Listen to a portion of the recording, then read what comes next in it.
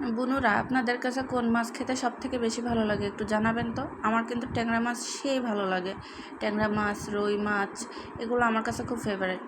তো আজকে ট্যাংরা মাছটা আমি একটু মশলা দিয়েই ভুনে নিব, আলু দিয়ে, টমেটো দিয়ে। আর একদিন আমার আগের একটা ভিডিওতে কিন্তু কাঁচামরিচ দিয়ে রান্না করা ছিল, ওইটাও মজা ছিল। ওইটা একরকম মজা, এটা আর একরকম মজা। তো এই তো আমি আদা রসুন জিরা বাটা সব কিছু দিয়ে মশলাটাকে ভুনে নিয়েছি, তারপরে আলুটাকেও সেদ্ধ করে নিয়েছি হালকা পানি দিয়ে কষিয়ে।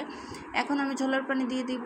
তো এর ভিতরে দিয়ে দিব ট্যাংরা মাছ। আমি আগে থেকে সামান্য একটু ভেজে রেখেছিলাম, খুব কম, কারণ আমাদের বাসায় কেউ মাছ ভাজা ছাড়া খেতে চায় না, আমিও খেতে পারি না, অভ্যাস হয়ে গেছে। তো এই তো এখন আমি টমেটো দিয়ে দিলাম। আর টমেটো বেশি দিব কি বলেন, 220 টাকা করে কেজি, আর দেওয়ার কি জো আছে।